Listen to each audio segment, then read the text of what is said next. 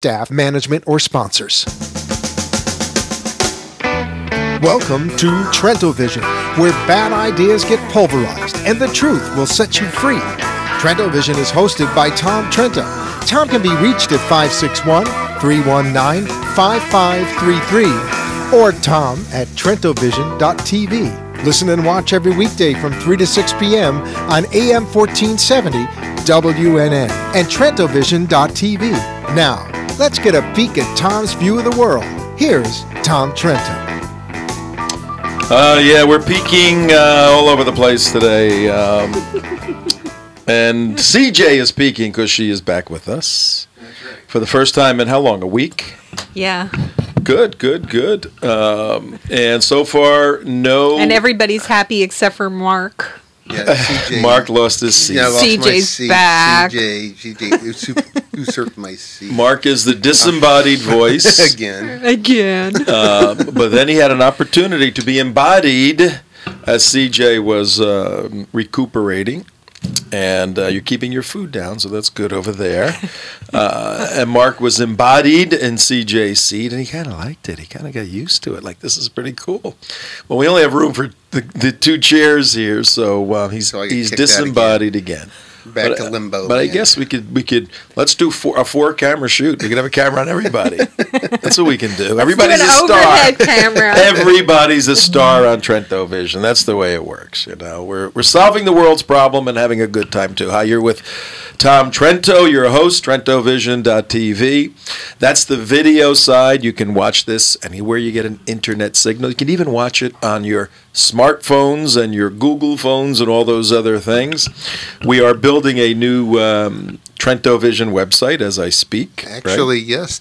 Tim says we'll have the launch within 10 days with a new logo, new makeover, new everything, and new cool. hair and everything. Cool, yeah, New hair? Fancy. New hair. Yeah. Oh, boy. Pretty fancy. You're sending me to the salon? It's a makeover. It's a makeover. And the website TrentoVision is the communications node, the command and control center for the United West and all the other activism we do in the United States, fighting Islamic jihad, fighting this administration, fighting this Department of Justice, fighting all the bad guys. And man, do they assemble in Washington, D.C., but thank God we have people like Cynthia out there fighting the battles for us. I had a question coming back. What we're discussing today, folks, we're discussing Egypt and some very brave people in Egypt that are taking a stand against the Brotherhood, the Ikhwan.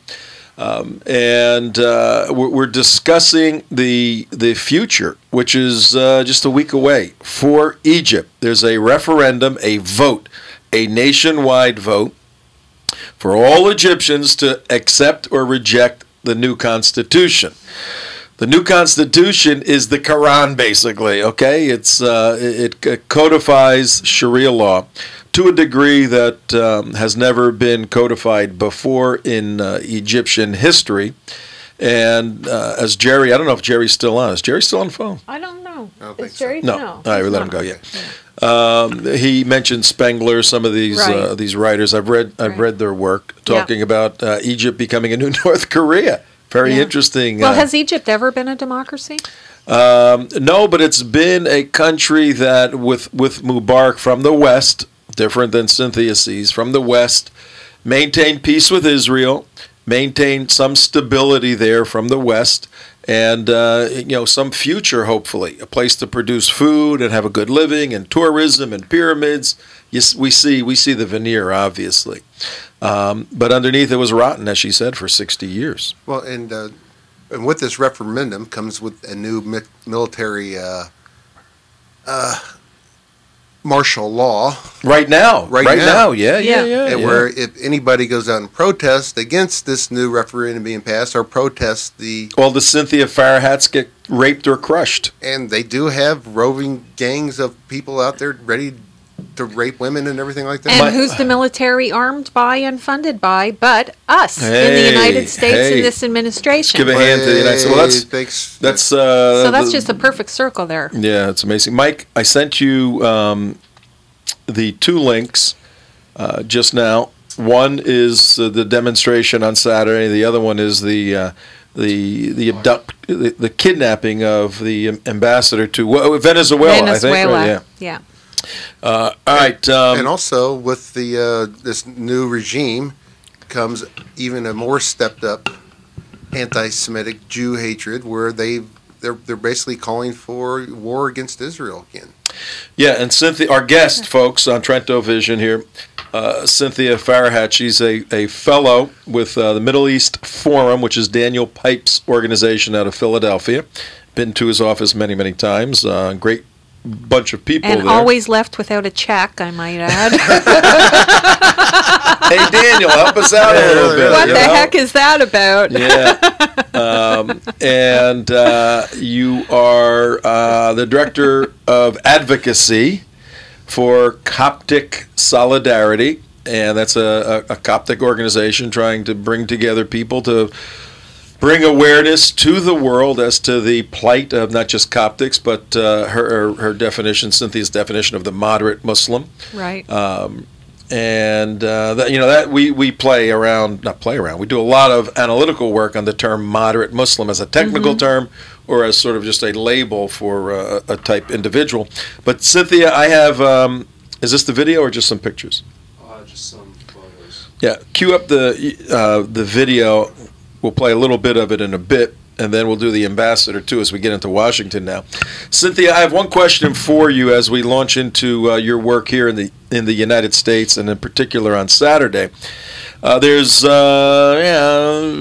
million Copts or so in Egypt, and in discussing this with people who have expertise in geopolitical affairs, in fact, Walid Faris, some years back, I studied under Walid Faris here in Florida.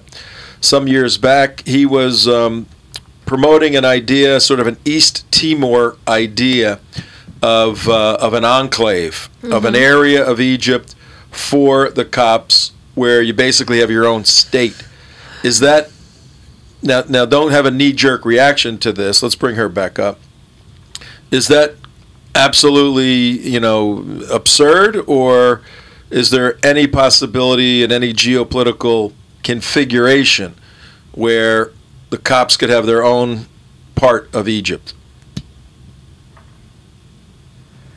I'm one of his biggest fans, but this is not something that we discussed or discuss at all. I don't think it's not applicable because, first of all, Copts are more than 10 million. We're about 15 to 17 million. These are according to the church officials and not the state. But even if they're 10 million, I don't see that happening at all. But I would have to also disagree that Mubarak was keeping the peace or even a peace treaty with Israel. Because, for example, if you wanted to become a member of the national, of the journalist union under Mubarak, they always asked you a question. That is a state organization, the Union of Journalists, that is state. It's not something that is, according to the modern Western definition, a union that is a little bit different, although they're usually totalitarian fascists. But they would ask you, what is your stance from Israel? If you say, I'm pro the destruction of Israel, you get a membership. If not, you get kicked out. So there was never peace with Israel. There is a truce with Israel. And that's why I say Sadat is a criminal, because he sort of sold this cold comfort to the West and to Israel. Well, it's not there. There is a Cold War between Egypt and Israel.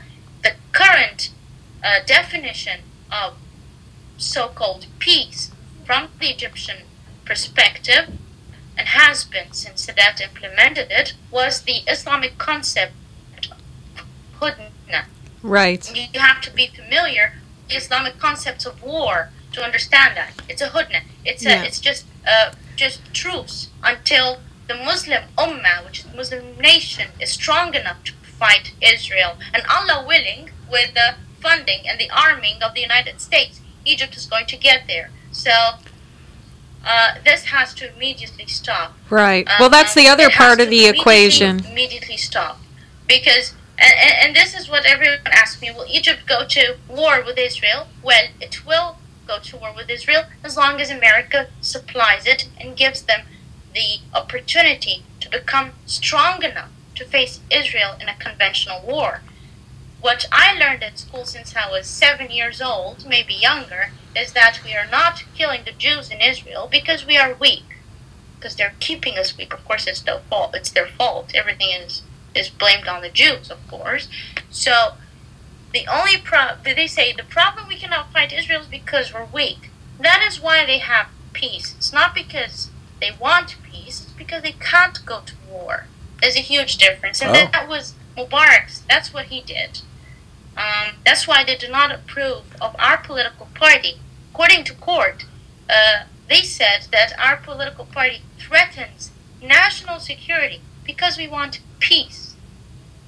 That was according to Israel. That's according to the to Egyptian court under Mubarak. Well, that's right out of Islamic doctrine. I mean, that's right out of Qutb doctrine. That's right out of all the other doctrines from the Islamic Brotherhood and Muslim Brotherhood. You're reading Qutb, and he says, when you're weak, you make peace, you make allies until you can get strong enough to attack and defeat the enemy. In many cases, it's the Jews, atheists, Christians, and everybody else. And so I don't see any, big step away difference, from what you're saying as far as all the leadership that's ever been there. It's like either you keep these regimes down and weak, so we have peace. And that's usually at the point of a ruthless dictator such as Mubarak, or you have the Islamists are in control, which it's either way. At least with the the ruthless dictators, at least you have peace with Israel. I mean, that seems like it's the only option. Quiet. You have quiet. You don't have peace. You have quiet. There's a difference. Now that is where we differ. This is the only point that we differ. These are the rules that are offered to us and the conditions that are offered to us by our enemies. Qaddafi's, Mubarak's, and Saddam Hussein's were never pro-Israel, were never pro-peace with the West. It was always this ongoing blackmail and extortion that if you do not accept us, we have a worse version of ourselves that we can unleash onto you.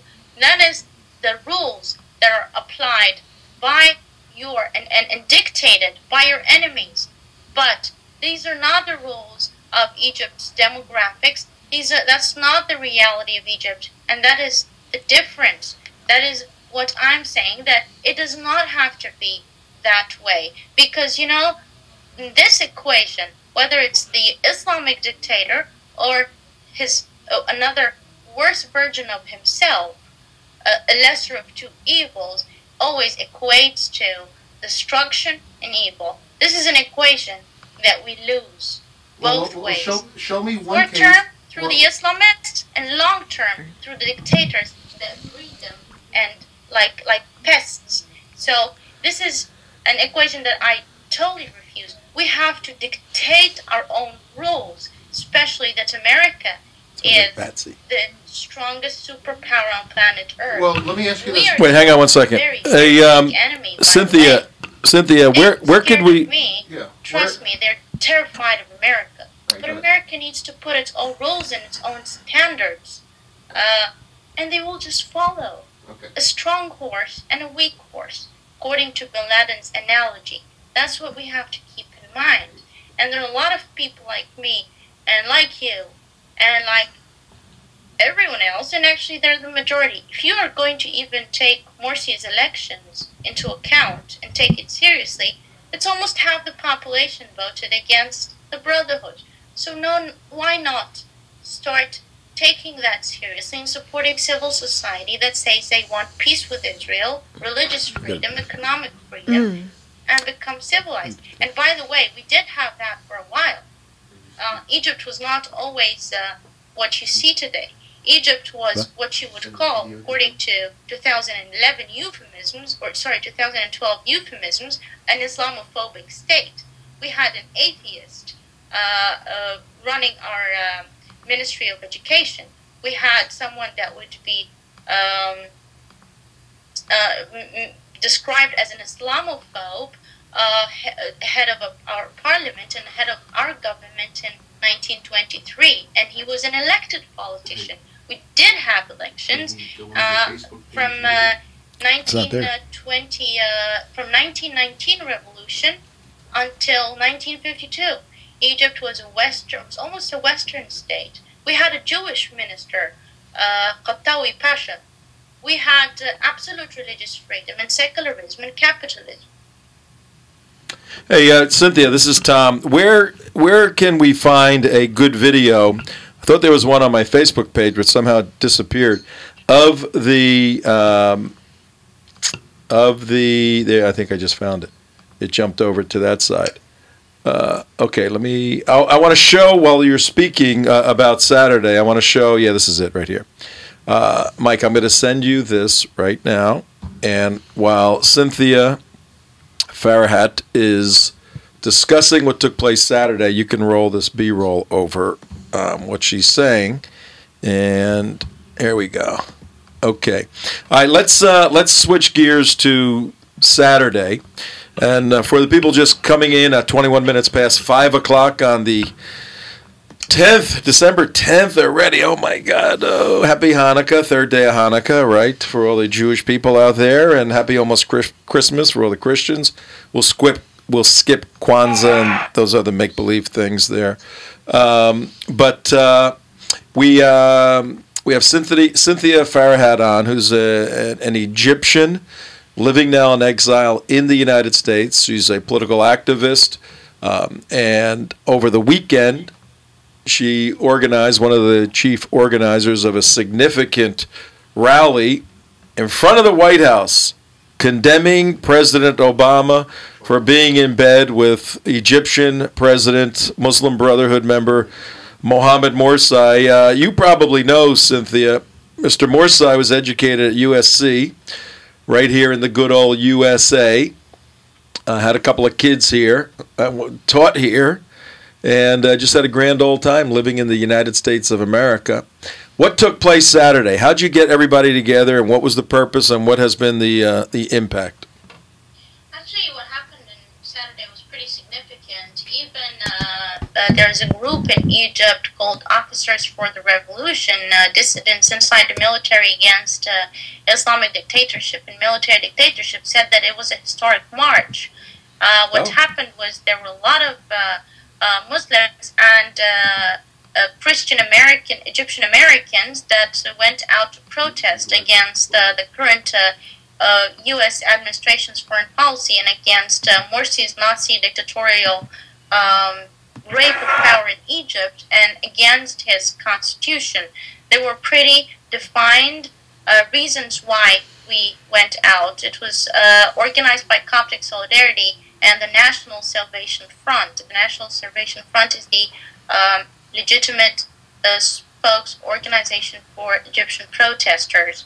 And the demands were to cancel the current referendum that is about to take place in December 15th because it is illegitimate, and also disbanding the Constituent Assembly that wrote the current dictatorial criminal document to represent in the formation of a new assembly that would represent the Egyptian people and not the Muslim Brotherhood and Al-Qaeda. And also, it was about our demand for a new constitution that respects international accords and international treaties and human rights and religious and political freedoms inside Egypt. These were the demands exactly as the demands of people protesting. This protest was also in solidarity with people that are protesting in Egypt, and we were here to communicate their values, and the people that wrote what you see there are the National Salvation Front and Egyptian protesters with leaders of Coptic Solidarity. But these are the demands. And currently, President Obama's administration is funding the Islamists, and that's why I'm afraid the current Egyptian revolution is going to end like 2009's Iranian descent against Islamofascism. If you had, the more and more we discuss this, it looks like a small group of freedom fighters, you guys, fighting, David and Goliath, the metaphor of David and Goliath. But even on the David side, if you had your way, if somehow the president heard your voices outside 1600 Pennsylvania Avenue, and he put pressure on Morsi, and they canceled the referendum for this Saturday, December 15th, and you had a direct cause in that, and they turned to you and said, "Okay, wise guy, young lady, you tell us the next move. What is your answer for 80 million people living in Egypt?" And right now, I speak on behalf of the majority of Egyptians, by the way. I don't speak on behalf of anyone else, except because they are the people. They're in millions. If you look at the pictures and the videos, they're in millions. And I'm going to say what I said in 2011, is that if that was the case, they would have listened to the protesters in 2011. The American administration went and supported the Islamist minority. By the way, the members of the Muslim Brotherhood are from 600 to 800,000 registered members. Yet, the democratic bloc that was formed to combat Islamofascism was, which was a coalition between secular and liberal political parties against the Brotherhood and against the military. It had millions of members in it. So what happened was the current administration went and supported the Islamic terrorist minority against the democratic coalition, which was the majority. So right now, when I talk, I speak on behalf of these people in the democratic bloc in millions, and the numbers do not lie. So right now, it went too far. In 2011, I was begging lawmakers in America to stop supporting the terrorists so that we would not go into a Syria scenario, so that they would not have to ask me, who do we arm in Egypt? Right now, there's a civil war. It's not, people are not protesting anymore. It's a civil war. Right now, Egyptian mainstream media, a media personality, like one of the most popular in Egypt, Ibrahim Isa, a Muslim man who even had a religious TV show, said only terrorists and killers support Mohammed Morsi. That's mainstream Egyptian television, not me. So I'm not a minority, and right now, that's why they attacked Egyptian television. That's why terrorists attack them. And he has been held hostage in his house and not able to go out. That's why the terrorists are threatening someone like the popular Egyptian TV host Amr Adib, because he called them terrorists and killers. So right now, it's the vast majority of Egyptians and not a minority, and it has gone too far. Unfortunately, it's a civil war. The rules are different than the rules that were on the table in 2011. And every day, it's going to become harder and worse. So where does Mohammed el-Baradei fit into all of this? Mohammed el-Baradei, the former Director General of the IAEA, the International Atomic Energy Agency. He's been, seen quite a bit, and the West. Some people in the West look to him as the counterbalance to Morsi. What is your view on el-Baradei, number one? And number two, we got some breaking news here. Egypt's Judges Club just agreed to oversee the constitutional referendum. And I'll read you what it says here. Egypt's Administrative State Council's Judges Club on Monday accepted to oversee the constitutional referendum scheduled for December 15th, but with conditions. Then it goes on to list the conditions for a fair and free election. So weigh in on where Mohammed el-Baradei fits in, and what do you think I think I know what you think of the judges, which will give an air to the West of objectivity, of legitimacy and fairness. Yeah. Now you can't just. I mean, I guess you can always say no. I mean, they're afraid for their lives too. I mean, this is possible in a dictatorial regime, or could there be more of them than you really think exist in the state? That's very possible. We're running into that in the United States. Yeah. I mean, we're shocked over November 6th. You know, maybe this is your November 6th, but El-Baradei, and then weigh in on the judges. I'll take the judges first. It's a little bit of both. They're definitely sympathizers because these were the people that were allowed to reach any position under Mubarak's dictatorship. You had to be an Islamist to get anywhere under Mubarak's dictatorship. And the infiltration of the Egyptian system, it was actually established by the Muslim Brotherhood military apparatus in 1952, which was led by Nasser. So even you have a little bit of both, but it will never be free and fair because I said if they're attacking people with swords and chopping them up in the street, they're not going to have an election and actually respect their vote if they do not respect their right to live and breathe to begin with. So there's not going to be an election in Egypt on the referendum.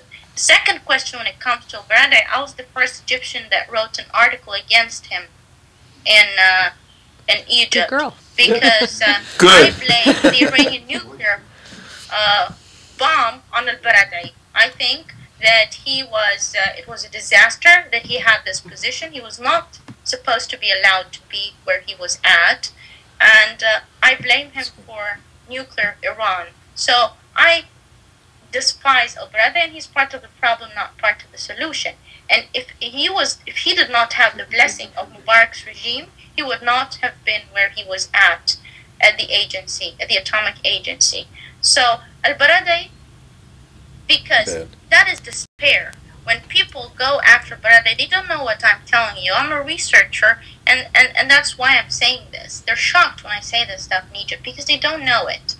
But well, who would you put in? I mean, basically, anybody who ever had a life in politics or public life in Egypt has to be ruled out. Sure, so you pretty much have to either import somebody, or it has to be somebody like you. But people like you are leaving Egypt because they're afraid for their lives. So who's left? But no, we left Egypt because not just because we were afraid of our lives, because I was sure of imminent death. I was always afraid of my life. That's being afraid of your life. Sure that's kind of my definition right there of being afraid of your life for your life. Baradei spoke of secularism and spoke of liberalism. So that speaks well of the people and the intentions of the people that support him. Right now they're hostages and they do not have any options. That's why. Well, who do you put in? Who are the good guys? Are there good guys in the wings that will take over if the opportunity presents itself? And who are they? There are numerous. There are numerous of those guys. Look at the Democratic Coalition. There are plenty of people from opposition. There are people that represented there that worked with me and founded with me the political party. There are numerous people that are willing to go out. The Free Egyptians Party.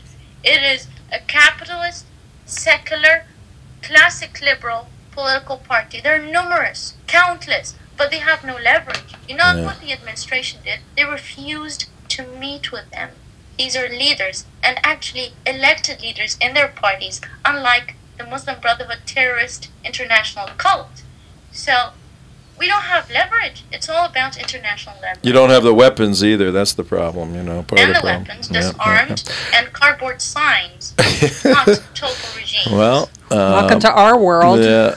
Well, here's. I don't know if you're monitoring the video on TrentoVision.tv at 5:34, 34 minutes past the top of the hour, wherever you are in the world. We have Cynthia Farahath on. She's with the Middle East Forum, a fellow there. She's also the director of advocacy for Coptic Solidarity. And I'm starting to push the clock here a little bit because we still have a lot to do with you. How could people get in touch with you if they like what you're saying, if they want to get involved? What do they do, Cynthia? They can always contact me on my blog. it's connected to Facebook, so they can always contact me there. But actually, if you want to help the people of Egypt and people like you and me in Egypt, they need to contact their representatives and tell them to stop funding terrorism in Egypt through the Muslim Brotherhood. Because right now Americans are coerced to fund this horror through sending military aid and financial aid to the founders of Al-Qaeda. And that does not help American national security. And it scares me living in Washington, D.C. more than it scared me living in Cairo. Tell Mark, you have a question for her? Yeah, just have a couple people want to say hi to you on your Ustream. They say, Ustreamer 76027, Cynthia, great to listen to you and finally get to see you. He says, well, we won't be going to Egypt to visit the pyramids anytime this year, but they want to say hi to you and said they're big fans of you and glad to see you. But still, give out your wherever you want them to contact you. What is the URL? It's www.cynthiafarhat, which is my name.com. So just your name. Get to your name. myname.com. All right. Here's what we want you to do right now. we're gonna have a little exercise in realism. On the 15th, I think we all agree. Look. We study the Brotherhood quite a bit and do a lot of research, writing, speaking, everything on the Brotherhood. This is their moment. They sense this is their time in history. They're not going to let this go. They're going to crush so many heads it isn't funny. Yeah. They're going to win on the 15th. We all know that. From where you sit in the center of the power of in the world. Hey, by any chance, did you see President Obama driving by in his limo ever? No. Okay, good. You didn't miss anything. From where you're sitting on this 10th day of December 2012, what is Cairo going to look like on December 10th, 2013, when the brothers have their first year under their belt of running your beloved country? There's going to be a lot of blood in the street. My brother today just sent me a picture of one of our friends, Ahmed Khan, who was abducted and tortured by the Brotherhood. Terrifying picture. And I'm waiting for him to heal to call him. So a lot of people are going to look like Ahmed, and a lot of people are going to look like Ambassador Yahya Najm. We're going to roll, Cynthia, we're going to roll that video. By the Brotherhood. So you're going to have a lot of people looking like that walking in the street if they were allowed to live. So there's going to be a civil war in Egypt. Right now, even the mainstream Amr Adib, TV host, Amr Adib said that people right now are so scared. They get out, so terrified of Islamists, they go out in the streets holding their knives. So there's going to be a civil war. If there's a civil war, who do you think would be funding the opposition to the Muslim Brotherhood? It's going to be, the civil war is definitely initiated by the Brotherhood. Mm-hmm. Because they are killing people, and they're the ones with the tear gas and the bullets and weapons. And protesters are unarmed because we're not allowed to bear arms in Egypt. So the war is initiated by the Muslim Brotherhood, and protesters just act in self-defense. So that's not a very long-lasting civil war, is it? No, it's going to be like it's going to be like Iran. It's going to be Iran. It's going to be like Tehran. Yep. 2009. Yeah. Yes. It's never going to be free under. It's not going to be like Syria because it is sending them. It's right now sending them fighter jets and tanks, according to the Washington Times. So you cannot fight American fighter jets with a cardboard sign. That's for sure. Hey Cynthia, we have the ambassador video rolling. One of them. There's another one there too, Mike. Why don't you just give a little commentary on this ambassador situation? Actually, Ambassador Najm said that while he was laying there, Muslim Brotherhood were throwing bodies at them, and it felt like a Nazi camp. And this is, we're going to have more of that. And if that is an ambassador to Egypt, and that is someone that comes from Egypt's upper middle class, went through this hell, no one is immune to it. everyone is going to be in danger. So at least he lived, unlike Ambassador Stevens, to tell what actually happened and what took place. Yeah, and for the people watching on TrentoVision.tv, the ambassador, the Egyptian ambassador to Venezuela is on the screen right now. He is he's cleaned up. I saw a video of him with blood. He is just beat to hell. His face is beat to hell. Tom, isn't it amazing that we haven't heard that in mainstream media? We haven't heard anything about Ambassador Nejman in mainstream media. Isn't that amazing? No, it is absolutely amazing. It's not surprising at all. But Hillary Clinton and President Obama do not want this little dirty secret getting out about their beautiful foreign policy in the Middle East with the Muslim Brotherhood. Springtime in Cairo and Tripoli. Yeah, Cynthia, I don't think you realize the extent at which this group here deals with the Brotherhood. I mean, we have been in the Los Angeles Police Department. We have people briefing on the Hill, all of this stuff, where all these leaders in America are talking about, this is a year ago during the Arab Spring, how the Brotherhood has changed. They're secular, they're nonviolent, they repudiate Al-Qaeda. We only hear that in the West, by the way, from these people. In Egypt, no one thinks that. I don't know where they're getting their intel or who's giving it to them, or they don't have satellite televisions or internet. But I actually, the people of Egypt will be willing to provide them with internet access to watch the crimes, the mass murders, and the slaughters that the Muslim Brotherhood are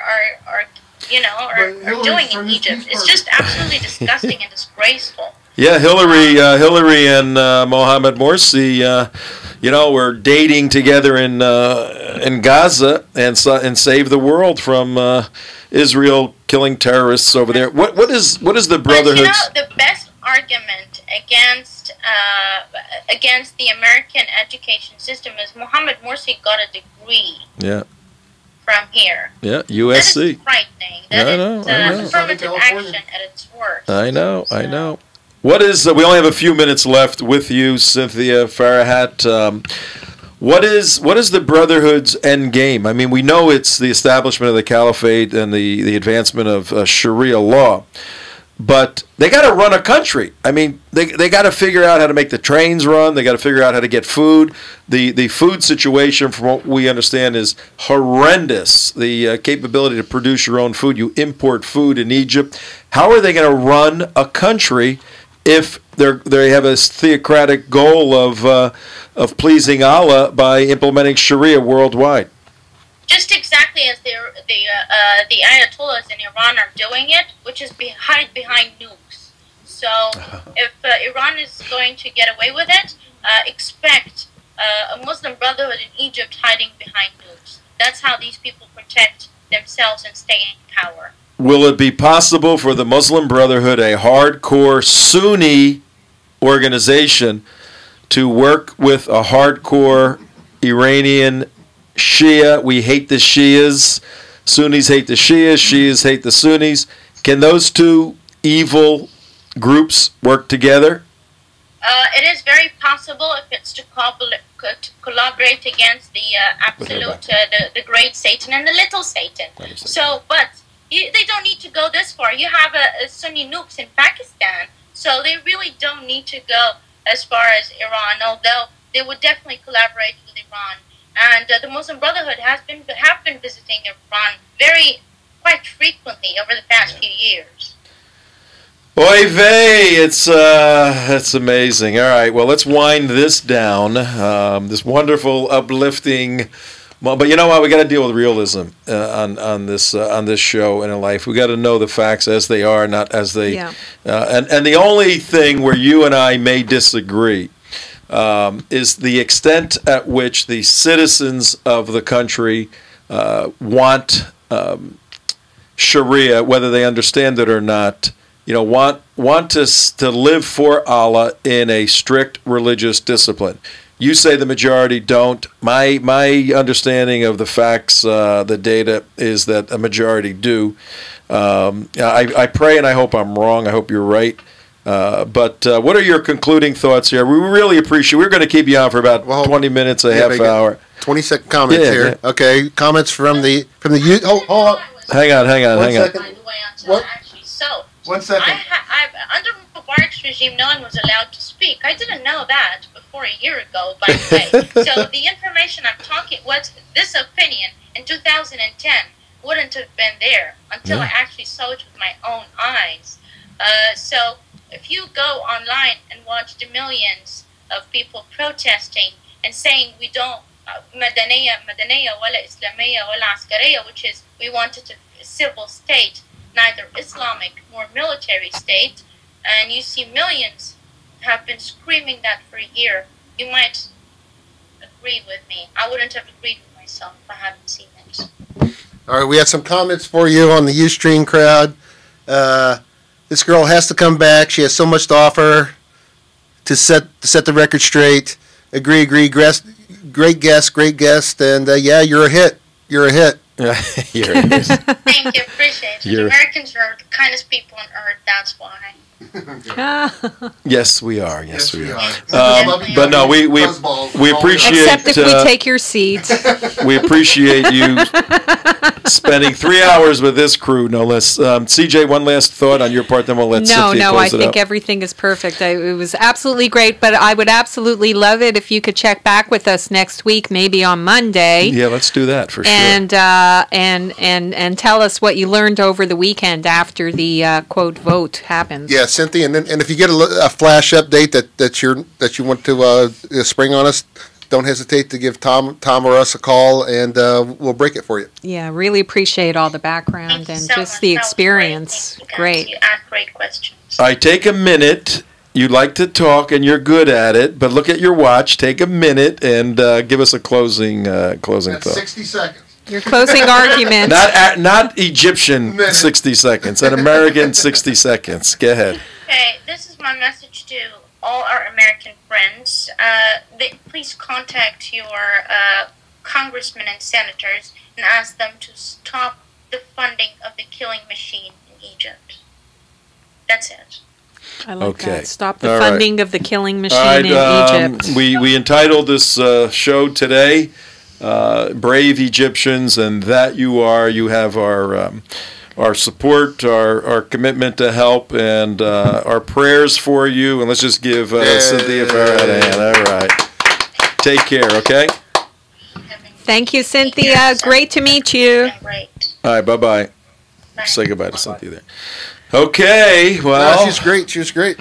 Yeah, I mean, to have someone there who's, whatever her parents did, they did it right, educating her. I mean, she's a clear thinker. Again, the date is very, very difficult. I mean, we've looked at it 100 times, and these people want Sharia. But there is an element on the ground that wants democracy, that wants that type of peace. I mean, No, they're terrified. Let me say Be here. You're off. You're off. You're done. We're talking about you. We're talking about you. We're You're supposed to be talking gone. about you now. No cheating. That is so cute. We're gonna have to do a Mubarak and just cut her off. You know? Right. Off with her head. Off with her Skype. Off with her head. Off with her Skype. Off with her Skype. Okay, we're signing off. Bye bye, Cynthia. Off with her head. Well, leave her on. We'll close out. Yeah. I'm closing. We have to end the show. You Yeah, we can't have to end the show early today. What she say? I thought it was I over. thought it was over. It's No, over it's now. over now. It's over now. We got to sign off. This is Tom Trento saying goodbye. We got to get out of here. We got to clear Yeah, we the got to house get up. out of here. It was great. We'll see you tomorrow. See Bye. you All right, later, thank you, Cynthia. everybody.